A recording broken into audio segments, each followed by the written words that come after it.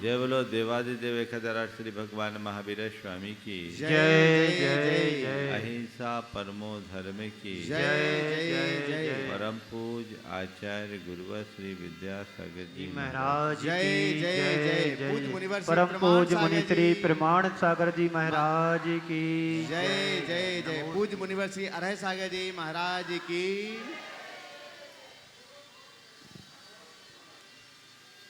आज का दिन श्रमण संस्कृति के इतिहास का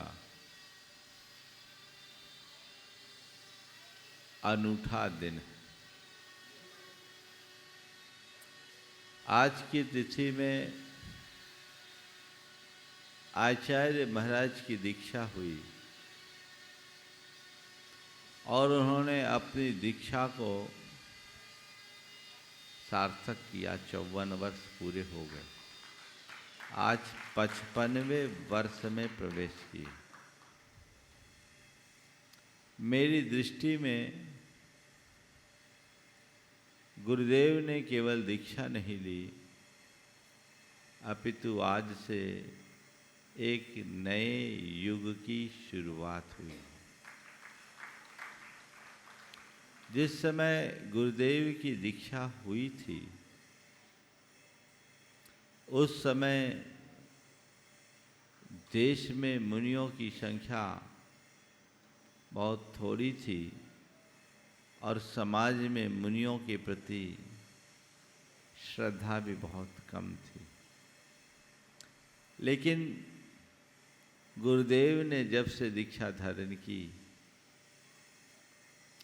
मुनियों की संख्या भी बढ़ी और मुनियों का मान भी बढ़ा। पहले के समय में जो मुनि होते थे वह बुजुर्ग होते थे। जितने भी त्यागी होते थे वो ज़्यादा ज्ञानी नहीं होते थे। गुरुदेव ने ज्ञान सागर जी महाराज से दीक्षा लेकर इस कमी को पूरा किया। वे ज्ञानी होने के साथ मुनि बने और जवान ज्ञानी मुनियों की एक बड़ी टीम खड़ी की। मुझे स्मरण आ रहा है पंडित कैलाश चंद्र सिद्धांत शास्त्री का वह संदेश जिसे उन्होंने गुरुदेव के प्रथम दर्शन की प्रतिक्रिया स्वरूप लिखा था। एक नए नक्षत्र का उदय। जैन संदेश के संपादकीय लेख में उल्लिखित उस लेख में, और मैंने तो उनके मुख से भी वाचनाओं में ये बात सुनी। जब वो पहली बार गुरुदेव के दर्शन किए तो बड़े प्रभावित हुए और उन्होंने कहा कि मेरी तो मुनियों से श्रद्धा उठ चली थी। मैं नमोकार मंत्र के शेष 3 पद नमो आर्यानम नमो वज्ञानम नमो लोय सब सानम नहीं पढ़ता था। लेकिन जब से मैंने आचार्य महाराज के दर्शन किए हैं मुझे नमोकार के 5 पद सार्थक दिखने लगे। उन्होंने और साथ में लिखा कि मैं अपने उन तमाम मित्रों से कहता हूँ कि जिनकी मुनियों पर श्रद्धा नहीं है एक बार आचार्य महाराज के दर्शन करे, उनकी धारणा निश्चयतः परिवर्तित होगी। ये हम सबका सौभाग्य है कि ऐसी महान विभूति के शासन काल में हमने जन्म लिया। न केवल जन्म लिया अपितु उनका आशीर्वाद, उनकी शरण और उनका शिष्यत्व पाने का भी सौभाग्य पाया। आज से 50-60 साल पहले, 70 साल पहले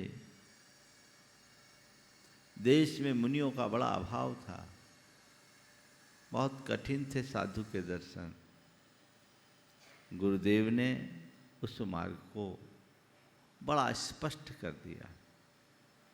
चारित्र चक्रवर्ती शांति सागर जी के पूर्व तो इस धरती पर निर्ग्रंथ मुनियों का विचरण लुप्तप्राय जैसा था। उन्होंने 20वीं शताब्दी में मुनि मार्ग को प्रवर्तित किया, तो गुरुदेव ने इस मार्ग को पल्लवित किया। मैं तो ये समझता हूँ कि आज अगर आचार्य महाराज का आविर्भाव नहीं होता तो सारी श्रमण परंपरा अनाथ हो जाती, कोई मुनियों को मानने वाला नहीं होता। ये बहुत बड़ी कृपा और ये हम सबका बड़ा सौभाग्य कि ऐसे महान विभूति के आज 55वें मुनि दीक्षा दिवस महोत्सव को संपन्न करने जा रहे हैं। निश्चित ये बड़ा दुर्लभ संयोग है। गुरुदेव के विषय में जितना कहूँ उतना कम है।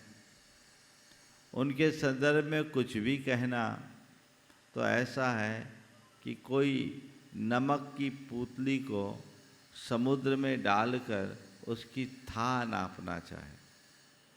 अब नमक की पुतली को समुद्र में डालकर कोई क्या था नापेगा, वो तो गल जाएगी। उसके संदर्भ में ज़्यादा कुछ कहना आज मैं प्रासंगिक नहीं समझ रहा हूँ। कहने को तो बहुत होता है मन, पर आज के संदर्भ में केवल 4 बातें आप सबसे कहूँगा।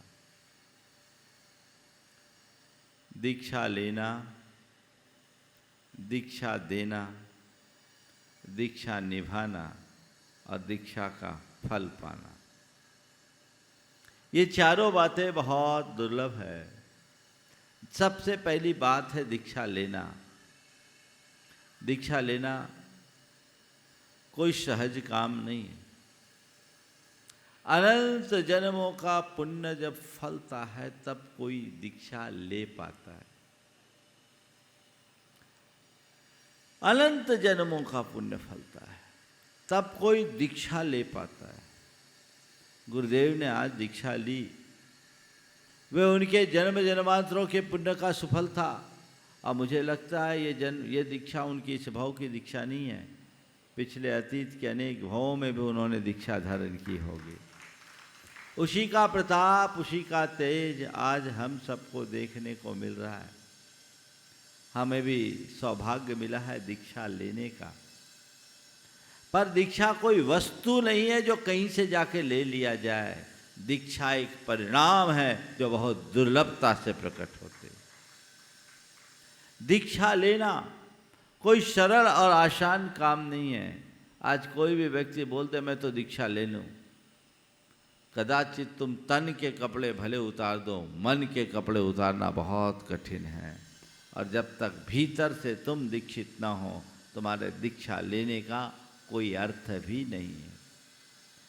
तो दीक्षा लेना बहुत दुर्लभ कार्य। फिर दूसरे क्रम में दीक्षा देना। आज कोई भी किसी को भी दीक्षा देने के लिए तत्पर है और लेने वाले लेने के लिए भी तैयार है, लेकिन न ऐसे किसी को दीक्षा लेना चाहिए और न ही किसी को ऐसे दीक्षा देना चाहिए। दीक्षा तभी लो जब हृदय में वैराग्य हो, और दीक्षा तभी तो जो सामने वाला सुपात्र हो। जब तक उसकी पात्रता और योग्यता न दिखे तब तक दीक्षा देने की बात निरर्थक है। तो दीक्षा लेना और दीक्षा देना, इन दोनों बातों पर बहुत गंभीरता से विचार होना चाहिए। आज के इस दौर में जब इस पर विचार नहीं होता तो मामला गड़बड़ा जाता है। हमारे गुरुदेव को देखो, वर्षों से वो दीक्षा नहीं देते, वर्षों दीक्षा नहीं देते, लाइन में लगे रहते हैं, लेकिन उन्हें जिसे अनुग्रहित करना होता है केवल उसे ही दीक्षा देते हैं, हर किसी को नहीं। यानी जो व्यक्ति उनकी कसौटी पर खरा उतरता है वे उसे दीक्षा देते हैं, हर किसी को नहीं। अगर दीक्षा देना ही उनका लक्ष्य होता तो अभी तक हजारों मुनियों का समूह तैयार हो जाता। लेकिन दीक्षा लेना और देना उनका दृष्टिकोण नहीं है, क्योंकि उनको ये अच्छी तरह से ज्ञात है और वो सदैव कहते भी हैं कि दीक्षा लेना और देने के पहले दीक्षा के प्रयोजन को साकार करना बहुत जरूरी है। सबसे महत्वपूर्ण है दीक्षा को निभाना। दीक्षित तो कोई भी हो जाता है, लेकिन दीक्षा के बाद अपने आप को उस मार्ग में टिकाते हुए दीक्षा का आनंद लेना, उसे निर्दोष रीति से निभाना बहुत कठिन है। बहुत सारे लोग, बल्कि अच्छे अच्छे लोग इसमें वंचित हो जाते हैं। हम इस अर्थ में बहुत भाग्यशाली हैं कि हम एक ऐसे महान आचार्य की वंदना करने के लिए आज बैठे हैं, जिन्होंने दीक्षा लिया भी है, जो दीक्षा दिए भी हैं और जो दीक्षा को निभा भी रहे हैं, अच्छे से निभा रहे हैं। इतनी लंबी यात्रा निर्बाध रीति से उनके द्वारा आज भी चल रही है, संपन्न हो रही है। हमें भी ऐसा मनोभाव अपने अंतर मन में जगाना चाहिए, जिससे इस दीक्षा को अच्छे से निभा सके। और जब हम दीक्षा को निभाएंगे तभी दीक्षा का फल पाएंगे। दीक्षा निभा नहीं पाए तो दीक्षा का फल मिलना भी बहुत मुश्किल है। जिन्हें दीक्षा लेने का सौभाग्य मिला है, वे अपनी दीक्षा को अच्छे से निभाए, उसका निर्वाह करे और हर पल एक ही भावना भाए कि मुझे अपनी दीक्षा का फल पाना है। और दीक्षा का एकमात्र फल है, वह है समाधि। समाधि जीवन भर दीक्षा निभाने के बाद ही हम समाधि तक के रास्ते तक पहुंच सकते हैं, उसके फल को प्राप्त कर सकते हैं। अन्यथा सब कुछ निरर्थक व्यर्थ सा साबित हो जाएगा, हमारे लिए हासिल कुछ नहीं हो पाएगा। तो हमें दीक्षा को निभाने का और दीक्षा के फल को पाने का उद्यम करना चाहिए। उन्होंने अपने 54 वर्ष की श्रमण साधना के जीवन में अपने अंदर वह सब कुछ घटित किया। वे तपे, साधना किए, इतना तपे कि वे खुद तपते तपते तप बन गए। वे चले, इतना चले कि चलते चलते खुद सबके लिए राह बन गए।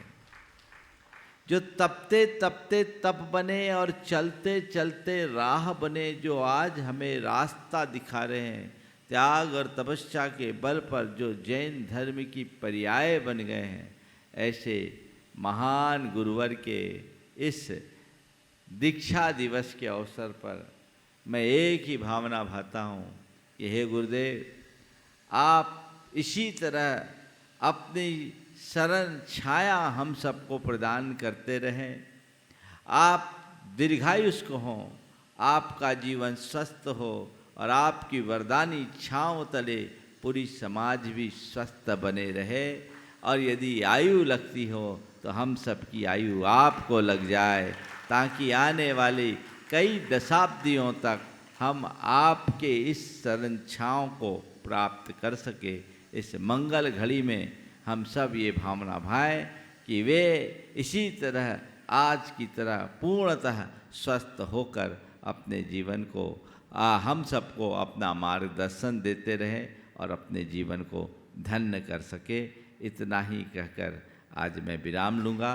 बोलिए परम पूज्य आचार्य गुरुवर श्री विद्यासागर जी महाराज।